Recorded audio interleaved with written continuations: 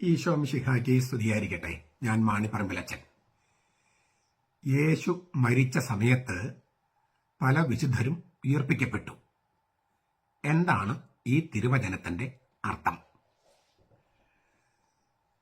എൻ്റെ ഒരു സുഹൃത്ത് വൈദികന് അദ്ദേഹത്തിൻ്റെ സുഹൃത്ത് അയച്ചു കൊടുത്തൊരു ചോദ്യമാണ്. ആ ചോദ്യം ഒരു 4 മിനിറ്റോളം ഉണ്ട്. അതുകൊണ്ട് ഞാനത് നിങ്ങളെ കേൾപ്പിക്കുന്നില്ല. മത്തായിയുടെ സുവിശേഷം 27-ാമത്തെ അധ്യായം 50 മുതൽ 53 വരെയുള്ള തിരുവചനങ്ങൾ ആസ്പദമാക്കിയാണ് അദ്ദേഹത്തിന്റെ സംശയം. അദ്ദേഹത്തിന്റെ സംശയം ഞാൻ ചെറുതായിട്ട് പറയാം. അതിനു മുമ്പ് ആ തിരുവചനം നമുക്കൊന്ന് കേൾക്കാം. മത്തായിയുടെ സുവിശേഷം 27, 50, 53. യേശു പിന്നെയും ഉറക്കെ നിലവിളിച്ച് പ്രാണൻ വെടിഞ്ഞു. അപ്പോൾ ദേവാലയത്തിലെ തിരശ്ശീല മുകൾ മുതൽ താഴെ വരെ 2ആയി ചിന്തിപ്പോയി. ഭൂമി കുലുങ്ങി, പാറകൾ പിളർന്നു, കല്ലറകൾ തുറക്കപ്പെട്ടു. നിദ്ര പ്രാപിച്ച വിശുദ്ധന്മാരുടെ ശരീരങ്ങൾ പലതും ഉയർപ്പിക്കപ്പെട്ടു. അവന്റെ പുനരുത്ഥാനത്തിന് ശേഷം കല്ലറകളിൽ നിന്ന് പുറത്തു വന്ന് വിശുദ്ധ നഗരത്തിൽ ചെന്ന് പലർക്കും പ്രത്യക്ഷപ്പെട്ടു. അദ്ദേഹത്തിന്റെ ചോദ്യങ്ങൾ ഇതൊക്കെയാണ്. എന്തിനാണ് ഈ സംഭവം നടന്നത്? യേശുവിന്റെ മരണസമയത്ത് നടന്ന പല സംഭവങ്ങൾ, അതിൽ പല സംഭവങ്ങളും ഇവിടെ പറഞ്ഞിട്ടുണ്ട്. അപ്പൊ എന്തിനാണ് ഈ സംഭവങ്ങൾ നടന്നത്? 2, എന്താണ് ഇത് നമുക്ക് തരുന്ന സന്ദേശം, ഇന്ന് നമുക്ക് തരുന്ന സന്ദേശം? 3, പ്രത്യക്ഷപ്പെട്ടതിന് ശേഷം എന്തായിരിക്കാം ഈ അവര് പറഞ്ഞത്? ഈ ആർക്ക് പ്രത്യക്ഷപ്പെട്ടുവോ അവരോട് എന്താണ് പറഞ്ഞത്? ഇത് സഭയിൽ ഇങ്ങനത്തെ വല്ല രേഖകളുണ്ടോ? വിശുദ്ധ പാരമ്പര്യത്തിൽ ഉണ്ടോ? പിന്നെ സവിശേഷമായിട്ട് അവർ ഉയർപ്പിക്കപ്പെട്ടെങ്കിലും ശവകുടീരത്തിന് പുറത്തു വരുന്നത് യേശുവിന്റെ പുനരുത്ഥാനത്തിന് ശേഷമാണ്. അത് യേശുവിന്റെ മരണസമയത്ത് ഉയർപ്പിക്കപ്പെടുന്നു, എന്നാൽ പുറത്തു വരുന്നത് യേശുവിന്റെ പുനരുത്ഥാനത്തിന് ശേഷമാണ്. അപ്പൊ ഈ സമയത്ത്, അതായത് വെള്ളിയാഴ്ച ഉച്ച കഴിഞ്ഞ് 3 മണി മുതൽ ഞായറാഴ്ച പുലർച്ചെ വരെ അവർ എന്ത് ചെയ്യുകയായിരുന്നു? യേശു പാതാളത്തിലേക്ക് പോയതായി തിരുവചനം പഠിപ്പിക്കുന്നുണ്ട്. അതാണോ ഇത്? ആരാണ് ഈ വിശുദ്ധർ? ആർക്കാണ് പ്രത്യക്ഷപ്പെട്ടത്? എന്താണ് അവർ പറഞ്ഞിരിക്കുക? ഇതൊക്കെയാണ് ചോദ്യങ്ങൾ.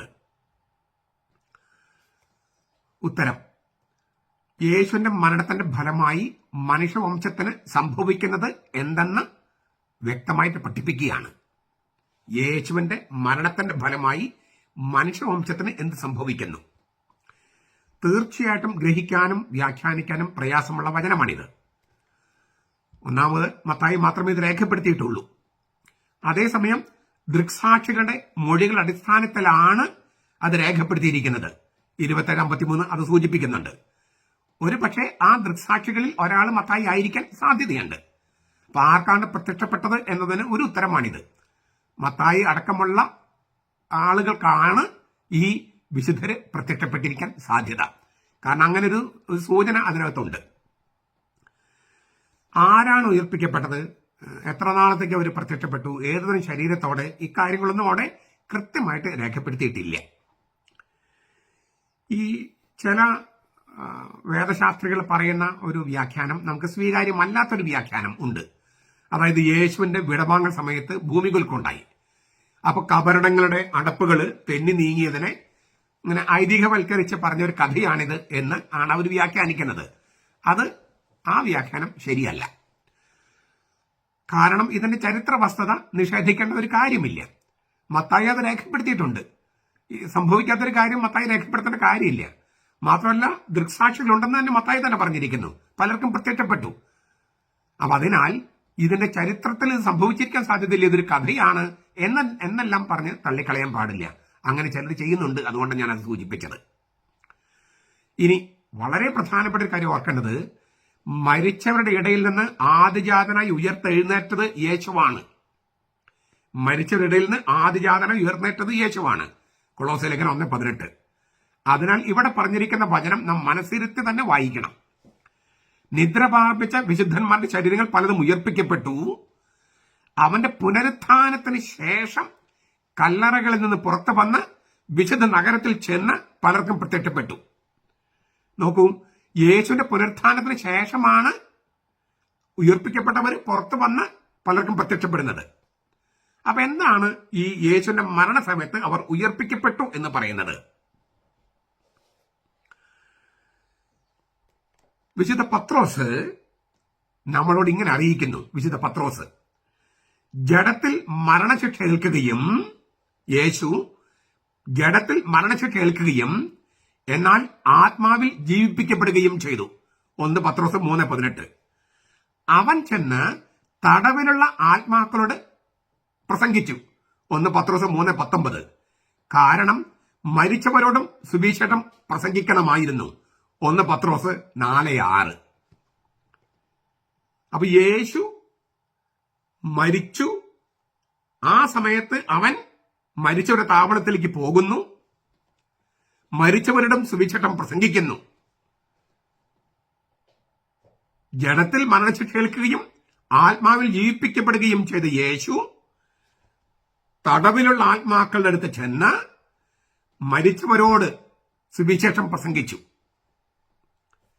പഴയ നിയമത്തിലെ പൂർവ്വപിതാക്കന്മാരും പ്രവാചകന്മാരുമാണ് ഇങ്ങനെ ഉയർപ്പിക്കപ്പെട്ടതെന്നാണ് നാം മനസ്സിലാക്കുന്നത്. നിക്കോദെമസിന്റെ സുവിശേഷം എന്ന് പറഞ്ഞൊരു അപ്രാമാണിക ഗ്രന്ഥമുണ്ട്. പീലാത്തോസിന്റെ നടപടികൾ എന്നും ആക്ട്സ് ഓഫ് പൈലറ്റ് എന്നും അതിന് വിളിക്കും. അപ്രാമാണികമാണ്. എങ്കിലും ആ പ്രാമാണിക ഗ്രന്ഥങ്ങളിലെല്ലാം ചെറിയ അവിടെ ഇവിടെയൊക്കെ ചില സത്യങ്ങളുടെ രശ്മികളുണ്ട്. അതിലും ഇങ്ങനൊരു സൂചനയുണ്ട്. അതായത് പഴയ നിയമത്തിലെ പൂർവ്വപിതാക്കന്മാര്, പ്രവാചകന്മാര്, അവര് രക്ഷകന് വേണ്ടി കാത്തിരിക്കുകയായിരുന്നു. അവരുടെ അടുത്തേക്കാണ് യേശു ഉത്ഥാനം ചെയ്ത് ഈ മരിക്കുന്ന സമയത്ത് ചെല്ലുന്നതും മരിച്ചവരോട് സുവിശേഷം പ്രസംഗിക്കുന്നതും.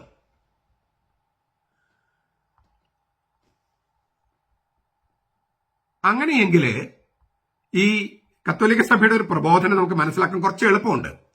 കത്തോലിക്ക സഭയുടെ മതബോധനം 633.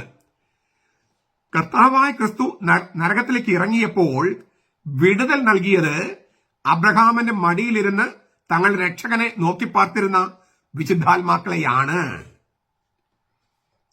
അപ്പൊ യേശു മരിച്ചപ്പോൾ എന്താണ് സംഭവിച്ചത്? തന്റെ ദൈവിക ആളിനോട് ഐക്യത പ്രാപിച്ചിരുന്ന തന്റെ മാനുഷിക ആത്മാവിൽ ക്രിസ്തു മരിച്ചവരുടെ മേഖലയിലേക്ക് പോയി തനിക്ക് മുമ്പേ പോയവർക്ക് വേണ്ടി സ്വർഗത്തിന്റെ കവാടം തുറന്നു കൊടുക്കുകയാണ്. കത്തോലിക്ക സഭയുടെ മതബോധനം 637. അവരോട് കൂടിയാണ് യേശു കബറിടത്തിൽ നിന്ന് പുറത്തു വരുന്നത്, ഉയർപ്പിക്കപ്പെട്ട് സ്വർഗത്തിലേക്ക് ഇല്ലേ പോകുന്നത്.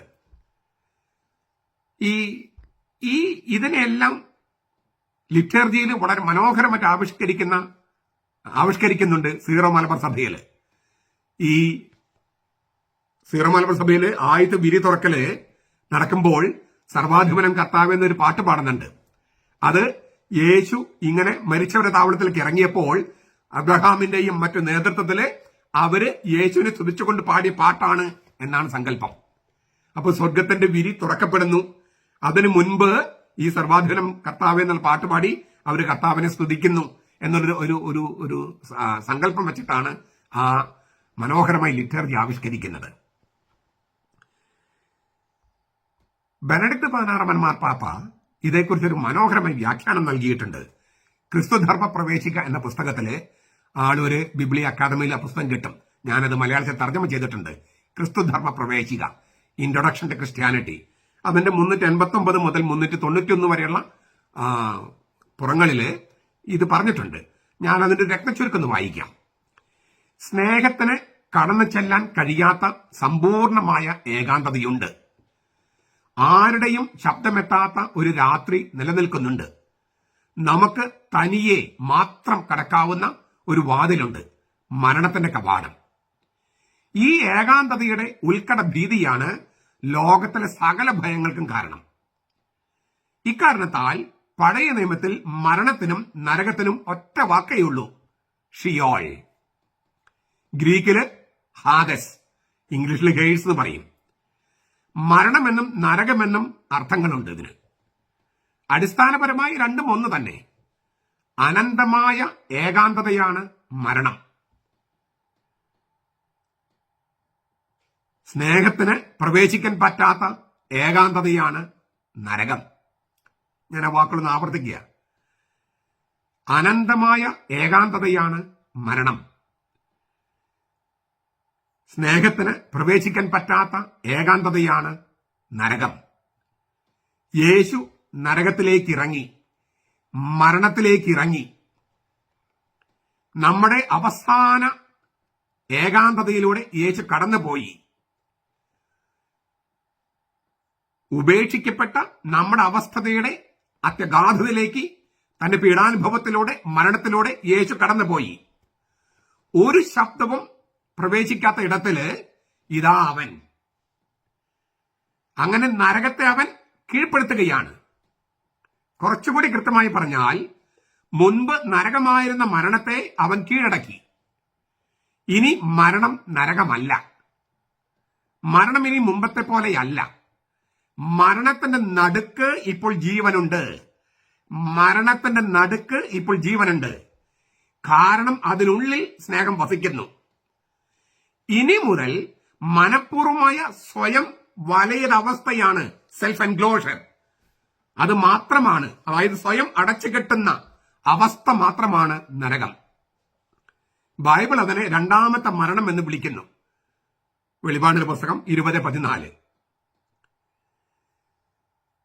മരണം തണുത്തു പിറങ്ങലിച്ച ഏകാന്തതയിലേക്കുള്ള പാതയല്ല. യേശു അതിലേക്ക് ഇറങ്ങിയതോടെ ഇനി അത് നമ്മൾ മുമ്പ് വിചാരിച്ചിരുന്ന പോലെ തണുത്തു പിറങ്ങലിച്ച ഏകാന്തതയിലേക്കുള്ള പാതയല്ല. കാരണം ഷിയോളിന്റെ, മരണത്തിന്റെ കവാടങ്ങൾ തുറക്കപ്പെട്ടിരിക്കുന്നു. മരിച്ചവരിലേക്ക് മാർഗമുണ്ടാക്കുക എന്നും മരണത്തിന്റെ കവാടം തുറക്കുക എന്നും കേൾക്കുമ്പോൾ നാം പുരാണോ മിത്തോളജിയോ മിത്തോ ഒന്നും അല്ല ചിന്തിക്കുന്നത്. വിശ്വാസ പ്രമാണമാണ്. യേശു നരകത്തിലേക്ക് ഇറങ്ങി, യേശു മരണത്തിലേക്ക് ഇറങ്ങി, കബറിടത്തിലേക്ക് ഇറങ്ങി. മത്തായിയുടെ സുവിശേഷത്തിൽ കാണുന്നതും പ്രത്യക്ഷത്തിൽ മിത്തിക്കൽ ഗണ്ഡികെന്ന് തോന്നിക്കുന്നതുമായ ആ രംഗത്തിന്റെ അർത്ഥപൊരുളുകൾ നമുക്കിപ്പോൾ സുഗ്രാഹ്യമാകുന്നു. യേശുവിന്റെ മരണത്തിന്റെ മണിക്കൂറിൽ സംഭവിച്ചത് ഇതാണ്. നിദ്ര പ്രാപിച്ചിരുന്ന പല വിശുദ്ധരുടെയും ശവകുടീരങ്ങൾ തുറക്കപ്പെട്ടു. അവരുടെ ശരീരങ്ങൾ ഉയർപ്പിക്കപ്പെട്ടു. മരണത്തിനുള്ളിൽ ജീവനും സ്നേഹവും വസിക്കുന്നതിനാൽ മരണ കവാടങ്ങൾ തുറക്കപ്പെട്ട് കിടക്കുന്നു. ഉത്തരം കിട്ടിയെന്ന് ഞാൻ വിചാരിക്കുന്നു. ഞാൻ ഒന്നുകൂടി പറയാം. മരണത്തിനുള്ളിൽ ജീവനും സ്നേഹവും വസിക്കുന്നതിനാൽ മരണ കവാടങ്ങൾ തുറക്കപ്പെട്ട് കിടക്കുന്നു. അപ്പൊ യേശു മരിച്ചവരുടെ താവളത്തിലേക്ക് ഇറങ്ങുമ്പോൾ തന്നെ കാത്തിരുന്ന ആ വിശുദ്ധന്മാർ ഉയർപ്പിക്കപ്പെട്ടു. അവരുടെ സുവിശേഷം പ്രസംഗിക്കുമ്പോൾ ആ സുവിശേഷ പ്രഘോഷണത്തിലൂടെയാണ് അവർ ഉയർപ്പിക്കപ്പെടുന്നത്. അതാണ് ആ ഉയർപ്പിക്കപ്പെടൽ എന്ന് പറയുന്നത്. അതാണ് യേശു നരകത്തില് മരണത്തില് ആയിരിക്കുന്ന സമയത്ത് അവിടെ ഈ കർത്താവിന് കാത്തിരിക്കുന്നവരുണ്ട്. നിത്യമായ ശിക്ഷയ്ക്ക് വിധിക്കപ്പെട്ടവർ വേറെ, കാത്തിരിക്കുന്നവരുണ്ട്. ഈ കാത്തിരിക്കുന്നവര് അവര് കർത്താവിന് സുവിശേഷ പ്രഘോഷണത്താൽ ഉയർപ്പിക്കപ്പെടുകയാണ്. അതാണ് കാണിച്ചിരിക്കുന്നത്. യേശു മരണത്തിലേക്ക് ഇറങ്ങി, നരകത്തിലേക്ക് ഇറങ്ങി, നമ്മുടെ അവിടെ ഏറ്റവും അവസാനത്തെ ഏകാന്തതയിലേക്ക് ഇറങ്ങി. അവിടെ ജീവനും സ്നേഹവും അവനവിടെ വെച്ചു. അതിനാൽ ഈ തന്നെ കാത്തിരിക്കുന്ന വിശുദ്ധന്മാര്, ഞാൻ പറഞ്ഞു കഴിഞ്ഞ പഴയ നിയമത്തിലെ പൂർവ്വപിതാക്കന്മാരും പ്രവാചകന്മാരും വിശുദ്ധന്മാരെ ജീവിച്ചവര്, അവര് കർത്താവിന് സുവിശേഷ പ്രഘോഷണത്താൽ ഉയർപ്പിക്കപ്പെട്ടു. അവരോടുകൂടെയാണ് യേശു ഈ കബറിടത്തിൽ നിന്നും പുറത്തു വരുന്നത്. അതുകൊണ്ടാണ് അവർക്ക് യേശുവിന്റെ പുനരുത്ഥാനത്തിന് ശേഷമേ പ്രത്യക്ഷപ്പെടാൻ കഴിയൂ. യേശു നരകത്തിലേക്ക് ഇറങ്ങിയപ്പോൾ, അവരുടെ സുവിശേഷം പ്രഘോഷിക്കാൻ വേണ്ടി ഇറങ്ങിയപ്പോൾ അവര് സുവിശേഷ പ്രഘോഷണം കേട്ട് ഉയർപ്പിക്കപ്പെട്ടു. അവരോടുകൂടിയാണ് യേശു ഉത്ഥാനം ചെയ്യുന്നത്. നീ എന്നോടുകൂടെ പരദീസയിലായിരിക്കുമെന്ന് നല്ല കള്ളനോട് പറഞ്ഞു, ഇല്ലേ? നീ ഇന്ന് പരദീസയിലായിരിക്കും. അവനും കുട്ടിയാണല്ലോ പോയത് പരദീസയിലേക്ക്. അവരുടെ കൂട്ടത്തിൽ ഈ വിശുദ്ധന്മാരും ഉണ്ടായിരുന്നു എന്നാണ് ഈ തിരുവചനം പറയുന്നത്. അവര് പ്രത്യക്ഷപ്പെട്ടു. എങ്ങനെ പ്രത്യക്ഷപ്പെട്ടു അതിന്റെ വിശദാംശങ്ങൾ നമുക്കറിയില്ല. എന്താണ് പറഞ്ഞതെന്നുള്ള കാര്യം അത് പ്രസക്തമേ അല്ല. കാരണം എന്താണ്? യേശുവിന്റെ മരണവും ഉത്ഥാനവും വഴി മനുഷ്യവംശത്തിന് മുഴുവൻ പുതിയ ജനസിലുള്ള ജീവൻ കിട്ടിയിരിക്കുന്നു. തിരുവുത്ഥാനത്തിന്റെ അതായത് മരണത്തിന്റെ കവാടം തുറന്ന് തിരുവുത്ഥാനത്തേക്ക് പ്രവേശിക്കാനുള്ള ആ സാധ്യത സൃഷ്ടിക്കപ്പെട്ടിരിക്കുന്നു. അവര് ഉയർപ്പിക്കപ്പെട്ടു കഴിഞ്ഞു. അവര് പ്രത്യക്ഷപ്പെടുമ്പോൾ തന്നെ അതന്യ സന്ദേശം. എന്താണ് സന്ദേശം? ഞങ്ങൾ ഉയർപ്പിക്കപ്പെട്ടു. അതായത് യേശു ഞങ്ങൾ ഉയർപ്പിച്ചു. അതാണ് സന്ദേശം. അപ്പൊ യേശുവിന്റെ മരണത്തോടെയും ഉത്ഥാനത്തോടെയും എന്താണ് മനുഷ്യർക്ക് സംഭവിക്കുന്നത്, വിശുദ്ധരായി ജീവിക്കുന്നവർക്ക് സംഭവിക്കുക എന്താണെന്ന് വ്യക്തമായി വെളിപ്പെടുത്തുകയാണ് ഈ സംഭവം. അതുകൊണ്ട് ഇത് പുരാണോ ഐതിഹ്യമോ ഒന്നുമല്ല, സത്യമായ സംഗതിയാണ്. മാത്രമല്ല, നമ്മുടെ ഇടയിൽ ചിലർ പഠിപ്പിക്കുന്നത് പോലെ അന്തിമ വിധി വരെ നിദ്ര പ്രാപിച്ചവർക്ക് ഉറങ്ങാണ് എന്ന് പറഞ്ഞ് പഠിപ്പിക്കുന്നുണ്ടല്ലോ. അതുകൊണ്ട് ഈ മരിച്ചവർക്ക് വേണ്ടി പ്രാർത്ഥിക്കേണ്ട കാര്യമില്ല, വിശുദ്ധർക്കൊന്നും മധ്യസ്ഥ ശക്തിയില്ല, അവരൊക്കെ ഈ ലോകാവസാനം വരെ ഉറക്കാണ്, നിദ്രയാണ് എന്ന് പറയുന്ന സംഗതികളൊന്നും തന്നെ സത്യമല്ലെന്ന് കൂടി തെളിയിക്കുകയാണ് ഈ തിരുവചനം. ഞാൻ പറഞ്ഞു, ഗ്രഹിക്കാൻ പ്രയാസമുള്ള സംഗതിയാണ്, വ്യാഖ്യാനിക്കാൻ പ്രയാസമുണ്ട്. പക്ഷെ ഒരു കാര്യം എനിക്ക് തോന്നുന്നു അത്ര വലിയ ബുദ്ധിമുട്ടുള്ള സംഗതിയല്ല. എന്താണ്? യേശു മരിച്ചവരുടെ താവളത്തിലേക്ക് ഇറങ്ങി, അതിനെയാണ് പാതാളത്തിലേക്ക് ഇറങ്ങി നരകത്തിലേക്ക് എന്ന് പറയുന്നതിന്റെ ഒന്നാമത്തെ അർത്ഥം. മറ്റു അർത്ഥങ്ങളൊക്കെ ഞാൻ മുമ്പ് വീഡിയോസിൽ പറഞ്ഞിട്ടുണ്ട്. എന്നിട്ട് മരിച്ചവരോട് സുവിശേഷം പ്രസംഗിച്ചു. അപ്പോൾ തന്നെ കാത്തിരിക്കുന്നവരായ വിശുദ്ധന്മാര്, പൂർവ്വപിതാക്കന്മാരും പ്രവാചകന്മാരും വിശുദ്ധന്മാരും ഉയർപ്പിക്കപ്പെട്ടു. യേശു കബറിനകത്ത് പുറത്തു വരുമ്പോൾ അവരും പുറത്തു വന്നു. അങ്ങനെ അവര് ചിലർക്കെല്ലാം പ്രത്യക്ഷപ്പെട്ടു. അതിലൊരാള് ആയിരിക്കണം മത്തായി. കാരണം അത്ര കൃത്യമായിട്ടാണ് മത്തായി അത് എഴുതിയിരിക്കുന്നത്. ദൃക്സാക്ഷി വിവരണമാണ്. യേശുവിന്റെ മരണവും ഉത്ഥാനവും മനുഷ്യർക്ക് കൊണ്ടുവരുന്ന വലിയ യാഥാർത്ഥ്യം, സത്യം വളരെ വ്യക്തമായിട്ട് ആവിഷ്കരിക്കുകയും സംഭവിച്ച കാര്യം അങ്ങനെ തന്നെ എഴുതി വെച്ചിരിക്കുകയുമാണ് ഇതില്. അങ്ങനെ നമ്മുടെ ഏറ്റവും അടിസ്ഥാനപരമായ ഏകാന്തത്തിലേക്ക് കർത്താവ് പോയി. ഞാൻ പല പ്രാവശ്യം പറഞ്ഞ കാര്യം ഒന്നുകൂടി ആവർത്തിക്കുക. നമ്മൾ പാപം ചെയ്യുമ്പോൾ നമ്മൾ മരിക്കുകയാണ്, നമ്മൾ നരകത്തിലേക്ക് പതിക്കുകയാണ്. അവൻ നല്ല ഇടയനാണ്, ഈ നഷ്ടപ്പെട്ട ആടുകളെ, ആത്മാക്കളെ കണ്ടെത്തുന്ന നല്ല ഇടയൻ. നമ്മൾ പാപം ചെയ്യുമ്പോൾ മരിക്കുകയാണ്, നരകത്തിലേക്ക് വീഴുകയാണ്. അപ്പൊ നമ്മളിപ്പോ എവിടെ കിടക്കുന്നത്? നരകത്തിലാണ്. അവൻ അവിടേക്ക് ഇറങ്ങുന്നു, എന്നിട്ട് നമ്മെ അവന്റെ തോളിൽ എടുത്തു വെക്കുന്നു, എന്നിട്ട് ഉയർത്തിക്കൊണ്ടുവരുന്നു. ഇതാണ് ഇപ്പൊ മാമോദിസയിലും കൂദാശകളിൽ നടക്കുന്നത്. അത് ആത്യന്തികമായിട്ട് നമ്മൾ മരിച്ചതിന് ശേഷം സംഭവിക്കാനുള്ള സംഗതി തന്നെയാണ്. അതിനാൽ ഈ സംഭവം യേശുവിന്റെ മരണസമയത്ത് നടന്നെന്ന് പറയുന്ന സംഗതി യഥാർത്ഥത്തിൽ സംഭവിച്ചതാണ്. അതിന്റെ അർത്ഥമാണ് നമ്മൾ ഈ പറഞ്ഞത്. വളരെ മനോഹരമായിട്ട് ബെനഡിക്ട് മാർപ്പാപ്പ അതിന് ഉത്തരം കൊടുത്തിട്ടുണ്ട്. അപ്പൊ അദ്ദേഹം ചോദിച്ച ചോദ്യങ്ങൾക്ക് മിക്കവരും എല്ലാത്തിനും തന്നെ ഉത്തരം ഞാൻ നൽകിയെന്നാണ് വിചാരിക്കുന്നത്. ഞാൻ പറഞ്ഞ കാര്യങ്ങൾ 2, 3, 4 പ്രാവശ്യം ഒന്ന് കേൾക്കുക. അപ്പൊ നിങ്ങൾക്ക് അതിന്റെ ഉത്തരം കുറെ കൂടി വ്യക്തമാകും എന്ന് ഞാൻ വിചാരിക്കുന്നു. പിന്നെ ബെനഡിക്ട് മാർപ്പാപ്പയുടെ പുസ്തകം വായിക്കാം, ക്രിസ്തു ധർമ്മ പ്രവേശിക എന്ന പുസ്തകം വായിക്കാം. ഇച്ചിരി കട്ടിയായ പുസ്തകമാണ്, എങ്കിലും പല പ്രാവശ്യം വായിച്ച് അതിന്റെ ആന്തരാർത്ഥങ്ങളിലേക്ക് പ്രവേശിക്കുക. അങ്ങനെ ഒരു കാര്യം വളരെ സന്തോഷത്തോടെ നമുക്ക് അങ്ങനെ പറയാം, യേശുവിന്റെ മരണത്തോടെയും ഉത്ഥാനത്തോടെയും ലോകം മാറിയിരിക്കുന്നു. നമുക്ക് തോന്നും പണ്ട് ഇപ്പോഴൊക്കെ ഒരുപോലെയാണെന്ന്. അല്ല, ഒരുപോലെ അല്ല, മാറ്റം വന്നു കഴിഞ്ഞു. നമുക്കത് ഇപ്പം വളരെ വലിയ മാറ്റങ്ങൾ എന്ന് പറയുന്നത് ചെറിയ മാറ്റങ്ങളിലാണ് കാണുക.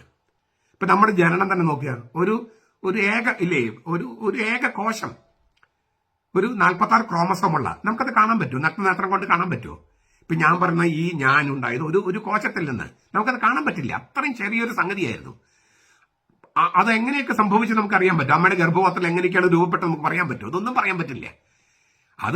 അതൊക്കെ മഹാരഹസ്യമാണ്. ഇത് നമ്മളായിരിക്കുന്ന ഓരോ വ്യക്തിയും മഹാരഹസ്യമാണ്. അപ്പൊ അങ്ങനെയുള്ള രഹസ്യങ്ങളൊക്കെ അംഗീകരിച്ചു കഴിഞ്ഞാൽ നമുക്കിതും മനസ്സിലാക്കാം. അതായത് മാറ്റം വന്നു കഴിഞ്ഞു. പക്ഷെ നമുക്കത് മനസ്സിലാക്കാൻ അത് മനസ്സിലാക്കുന്നത് നമ്മൾ മരിച്ച് സ്വർഗത്തിൽ ചെല്ലുന്നതാണ് അതിന്റെ ശരിയായ ദൃശ്യം, ശരിയായ ദർശനം നമുക്കുണ്ടാകുക. അതുവരെ നമുക്ക് ഈ വിശ്വാസത്തിന്റെ കണ്ണിലൂടെ, തിരുവചനങ്ങളുടെ കണ്ണിലൂടെ മാത്രമേ നമുക്കത് മനസ്സിലാക്കാൻ പറ്റൂ. അങ്ങനെ വേണ്ടു. അത് സംഭവിച്ചിരിക്കുന്നു.